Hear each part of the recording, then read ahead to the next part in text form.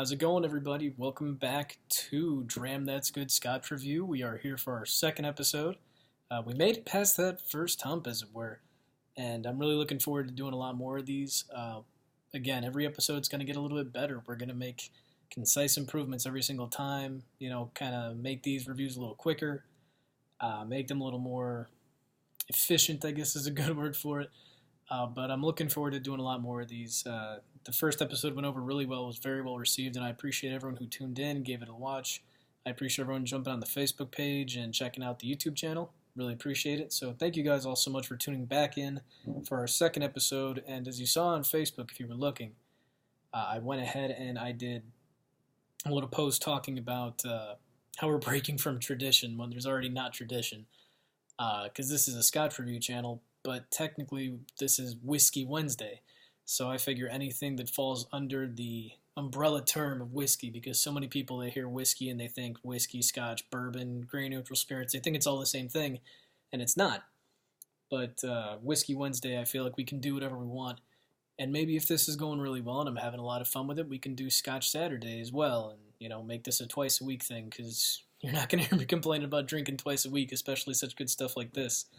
But today we're doing it a little different, and we're busting out something brand new because, frankly, I'm not fully unpacked yet, and I can't find all the stuff that I do have open. So we've got a fresh crack today of the Devil's River Rye Whiskey.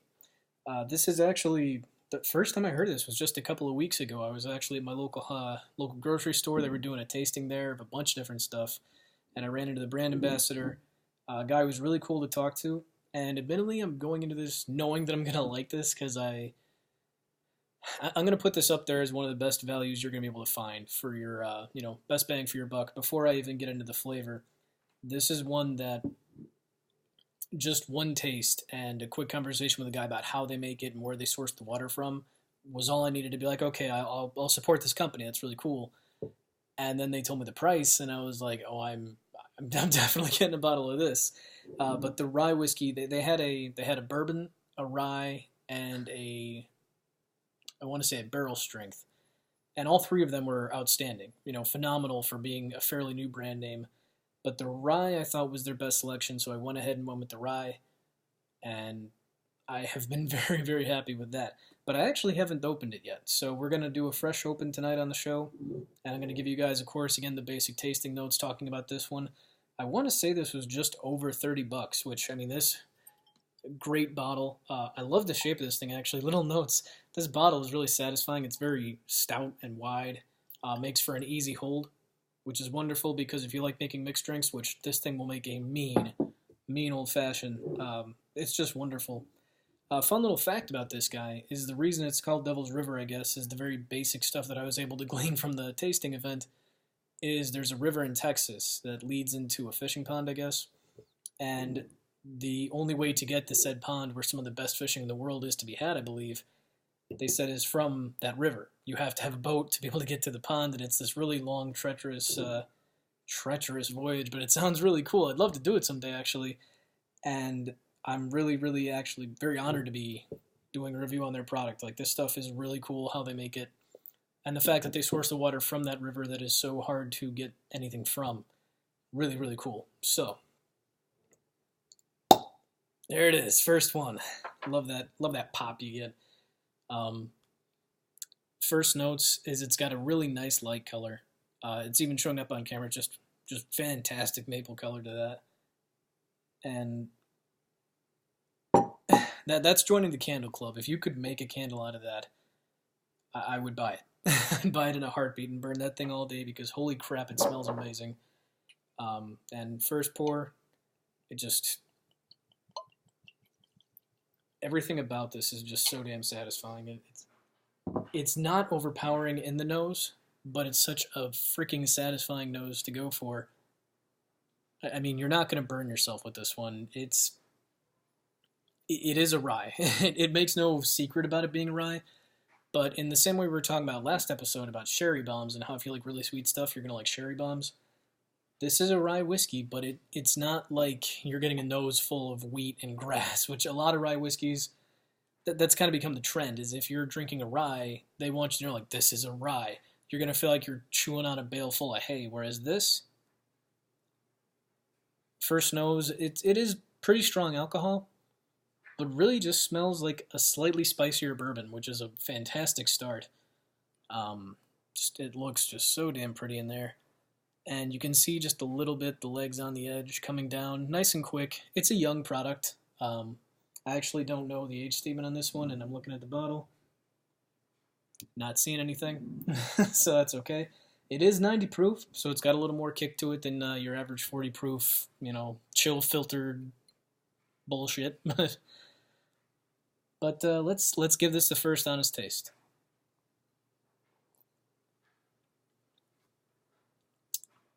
And it takes all of about 3 seconds for me to remember why I bought this. It was worth every penny. Just so well-rounded. I always want these reviews, like I said in the first episode, I want them to be useful to an average person. And if you have $40 in your pocket and you know someone that's carrying this, go buy it right now. You will not regret it. It will make some of the best rye drinks you've ever had. I would recommend that you drink it straight. Honestly, don't mess with this at all. If you're making a mixed drink, if you're that kind of guy, have at your mixed drink. But holy crap, this thing tastes so damn good by itself. It's fantastic. Second tasting, because again, give it time to breathe. You always give it time to breathe.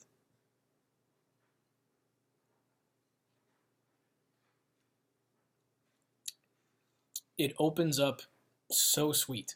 It doesn't need anything.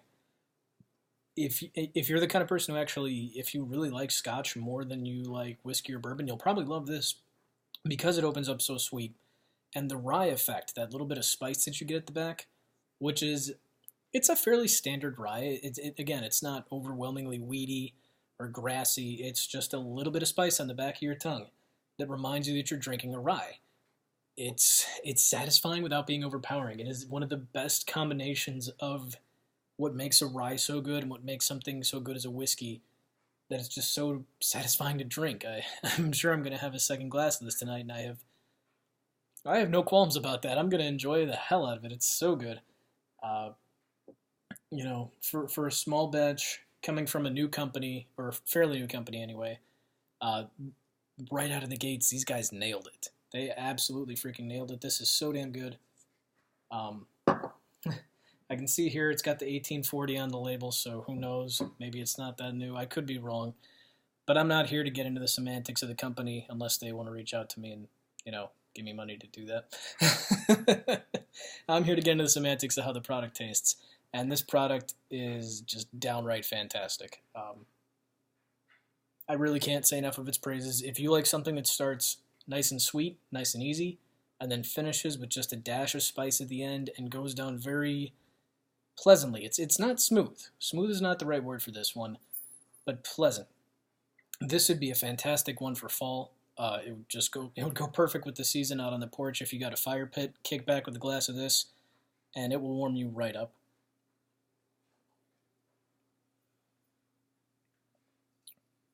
Because it's not, as the trope goes, smooth. Everything has to be smooth.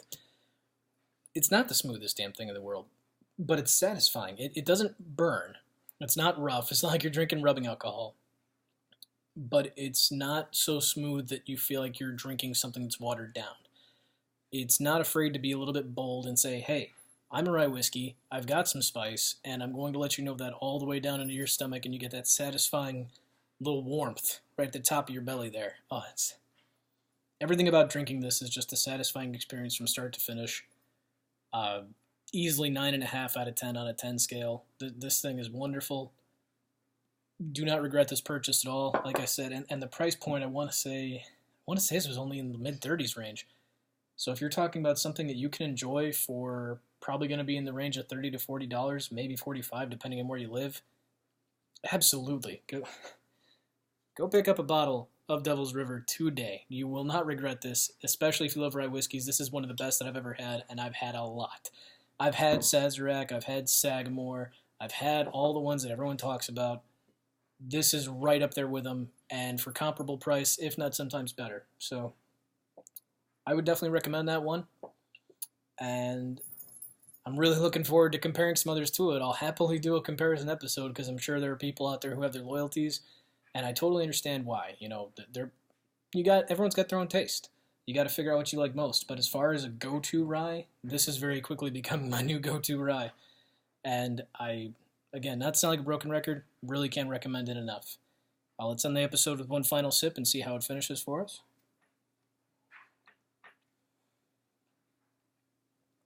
And it just keeps freaking getting better.